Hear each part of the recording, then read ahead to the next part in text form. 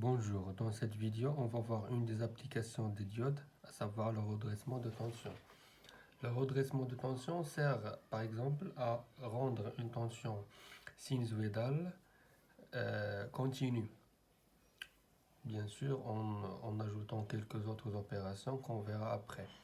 Il y a deux types de redressement. Le redressement mono-alternance, qu'on verra tout de suite, et le redressement double alternance.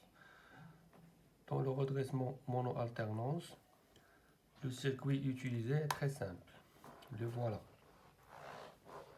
Un circuit comportant une tension sinusoïdale sous la forme par exemple de E sinus oméga t et d'une résistance entre les bornes de laquelle on va récupérer la tension de sortie UR.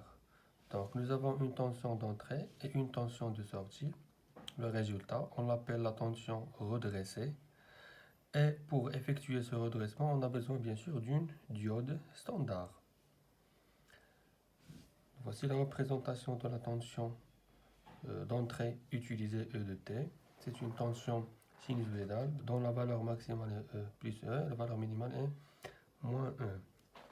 Ce qu'on va faire maintenant, on va effectuer le redressement mono-alternance en utilisant les trois modèles de diodes que nous avons vus dans la vidéo précédente. On commence par le premier modèle.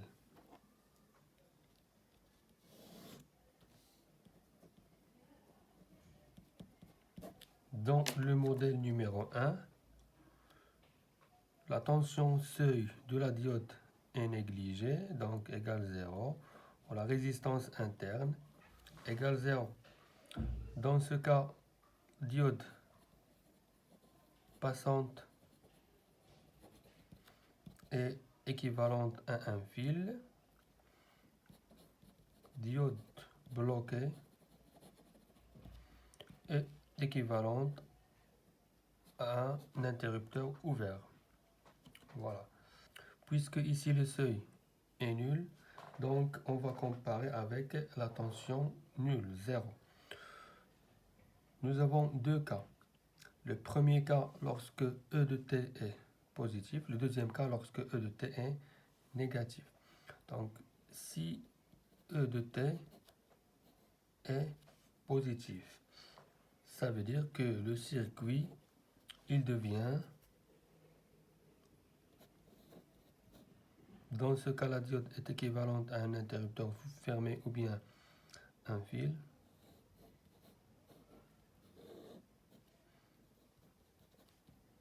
La tension ici entre les bornes de la diode, puisque c'est la tension entre les bornes d'un fil, donc elle est nulle, donc UD égale 0.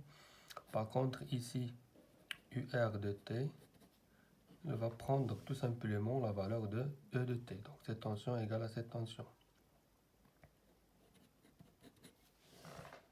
Voilà. Le deuxième cas, si E de t est inférieur ou égal 0, dans ce cas la diode est bloquée, donc elle est équivalente à un interrupteur ouvert et le circuit devient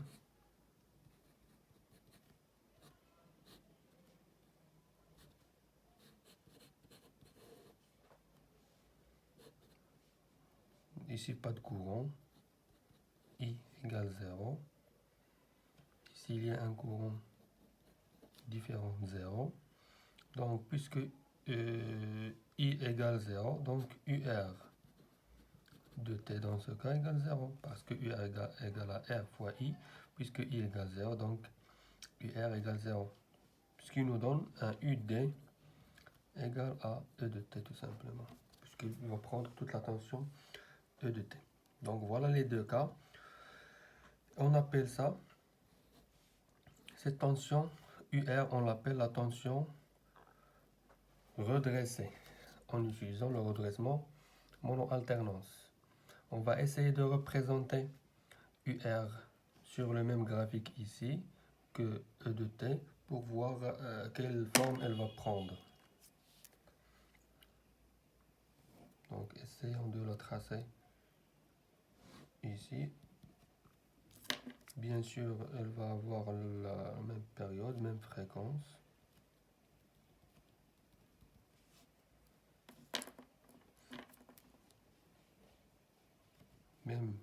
valeur maximale, et même valeur minimale, puisque même si comme vous allez le voir, on ne va pas atteindre cette valeur minimale moins 1. Donc dans ce cas, si E de t supérieur à 0, c'est-à-dire ici, si E de t supérieur à 0, c'est-à-dire dans cet intervalle, dans ce cas, UR égale à E de t. Donc UR qui est représenté ici, UR de t égale à E. Donc dans cet intervalle, UR égale à E. C'est-à-dire on va prendre la forme de E. Voilà. Par contre, dans cet intervalle, nous avons E de t inférieur à 0. Dans ce cas, nous avons UR de t égale 0. Donc dans cet intervalle, UR égale 0. En continuant, dans cet intervalle, E de t est supérieur à 0. Donc UR égale à E de t. Dans cet intervalle, E de t est inférieur à 0, donc UR égale 0. Et ainsi de suite. Donc on va obtenir ici une tension UR redressée. Une tension redressée avec le redressement mono-alternance. Ceci est obtenu en utilisant le modèle numéro 1 de la diode, dans lequel la diode passante est équivalente à un fil, la diode bloquée est équivalente à un interrupteur ouvert. Considérons maintenant le modèle numéro 2.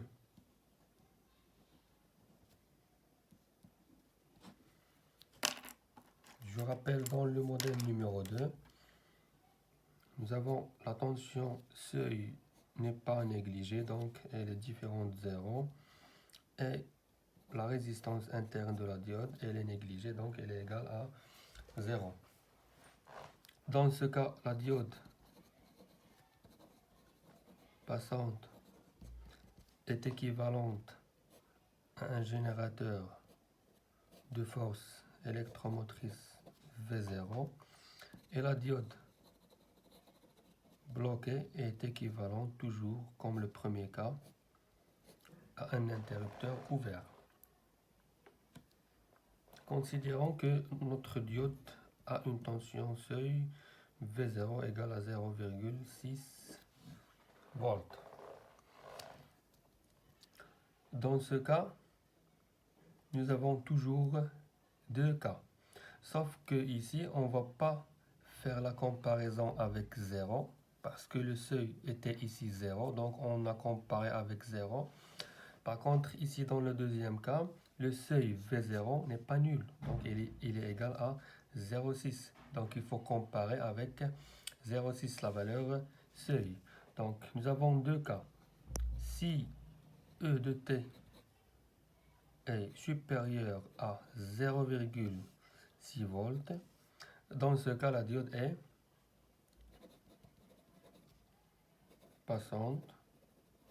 Donc elle est équivalente à un générateur de force électromotrice V0. Donc le circuit devient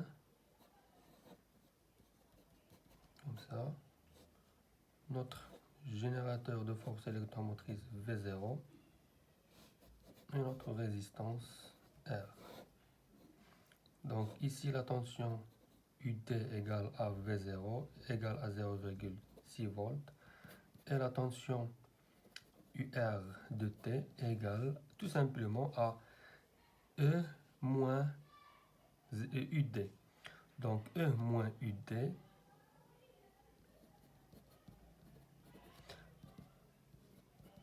c'est E moins 0,6. Dans le deuxième cas, si E de T est inférieur ou égal au seuil 0,6, dans ce cas, la diode est bloquée. Donc, elle est équivalente à un interrupteur ouvert. Dans ce cas, le circuit devient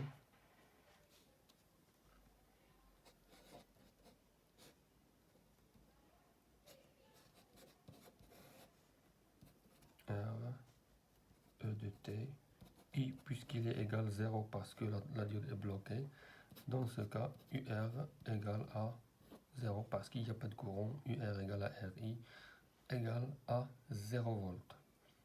Donc voilà. On va faire la même chose. On va représenter UR de T en fonction du temps. Donc sur le même graphique que E de T. Sauf que dans ce cas, il ne faut pas oublier qu'on a une tension seuil 0,6. Donc 0,6 avec laquelle on va comparer le E de T. Nous avons dit que lorsque E de T est supérieur à 0,6 volts, UR égale E de T moins 0,6. Sauf qu'ici, donc, au début, nous avons E de T inférieur. Donc, dans ce petit intervalle, ici, nous avons E de T inférieur à 0,6. Donc, en faisant la projection, donc on va obtenir cet intervalle ici, dans lequel E de T est inférieur à 0,6. Dans ce cas, UR égale 0. Donc ici, c'est 0. Par contre, ici, lorsque E de T est supérieur à 0,6, et ceci est vrai dans cet intervalle ici, donc dans cet intervalle, nous avons E de T supérieur à 0,6. Dans ce cas, nous avons E de T, nous avons UR de T égale à E de T moins 0,6. Donc E de T moins 0,6. Donc on va avoir UR de T ayant une amplitude inférieure à celle de E de T par la valeur 0,6. Donc E de T moins 0,6. Donc on ne va pas atteindre la valeur maximale de E de T. On va obtenir quelque chose comme ça.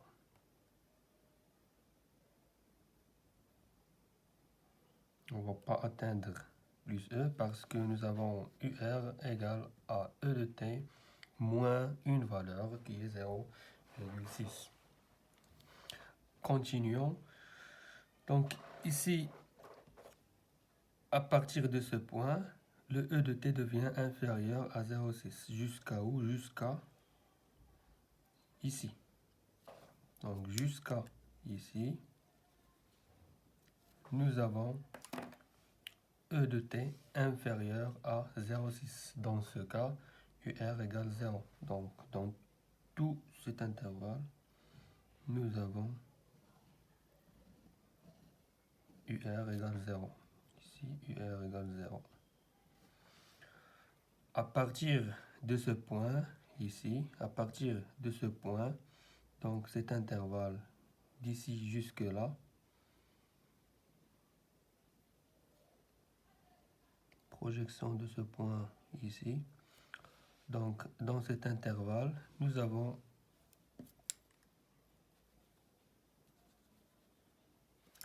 E de T supérieur à, voilà ici, nous avons E de T supérieur au seuil 0,6, donc dans ce cas, UR égale E de T moins 0,6, la même chose qu'ici, sans atteindre la valeur maximale. Voilà. À partir de ce point jusqu'à ce point, ceci n'est pas vraiment précis, mais j'espère que vous avez compris le principe. Jusqu'à ce point, nous avons E de T inférieur à 0,6. Donc d'ici jusque là, E de T inférieur à 0,6 et donc UR égale 0. Et ainsi de suite. Donc voilà, on a obtenu un redressement mono-alternance avec le modèle numéro 2. Il nous reste le modèle numéro 3 dans lequel la tension seuil V0 n'est pas nulle et aussi la résistance interne n'est pas négligée. Donc, dans ce cas, la diode, si elle est passante, elle est équivalente à un générateur de tension de force électromotrice V0 en série avec une résistance interne RD. Lorsqu'elle est bloquée, elle est équivalente à un interrupteur ouvert. Dans notre cas, puisqu'il y a une tension seuil, donc on va comparer avec la tension seuil. Si E de T est supérieur à 0,6 volts. En prenant par exemple, V0 égale 0,6 volts. Pour RD, on va prendre la valeur 0,5 ohm. Donc, dans ce cas, le circuit devient la diode. Donc, V0 avec RD et la résistance R. La tension de sortie redressée UR de T. Et ici la tension UT entre les bornes de la diode. Dans ce cas, nous avons UD, la tension entre les bornes de la diode égale à V0 plus petit RD fois IT. Le courant IT ici n'est pas nul. Et nous avons UR de T égale à R fois le courant qui circule dans le circuit ID. Dans ce cas, nous avons, ça c'est pas si simple que les deux premiers cas, donc il faut faire des calculs. Dans ce cas, pour déterminer UR de T, donc il faut déterminer ID qui dépend bien sûr de T. Nous avons E de T égale à UD plus UR, donc égal à V0 plus RD fois ID, ou là, petit RD fois ID, plus R ID. Donc, égal à V0 plus RD plus R facteur de ID. Donc, à partir de ça, on peut tirer l'expression de ID de T égale à E de T moins V0 divisé par R plus RD.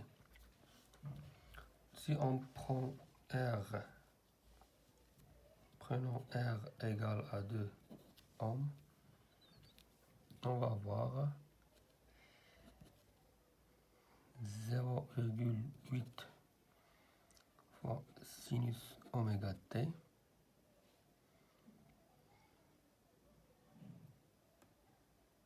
moins 0,24 avec E, puisque ici vous avez E de t égale à E sinus oméga t, avec E prise égale à 2 volts. Voilà. Dans ce cas, ID de t égale à, donné par cette expression, et par conséquent, UR de t égale, qui est égal à RI t de t, égale à 2 fois cette expression, ce qui va donner, donc voici l'expression de UR de t lorsque la diode est passante. Ça, c'est le premier cas. Le deuxième cas, si E de t est inférieur ou égal à 0,6. Donc diode bloquée. Dans ce cas, vous avez la diode équivalente à un interrupteur ouvert. Donc UR de T dans ce cas égal à 0 tout simplement. Donc voilà les deux cas. Le deuxième cas, lorsque E de T est inférieur à 0,6, UR égale 0. Lorsque E de t est supérieur à 0,6, vous avez cette expression. Et je vous laisse faire la représentation graphique de UR de t avec E de t, comme ce qu'on a fait pour les deux premiers cas. Je vous laisse la faire comme devoir. Ça va être simple, il suffit de chercher, tout d'abord chercher UR max et UR min pour pouvoir les mettre la courbe. Voilà.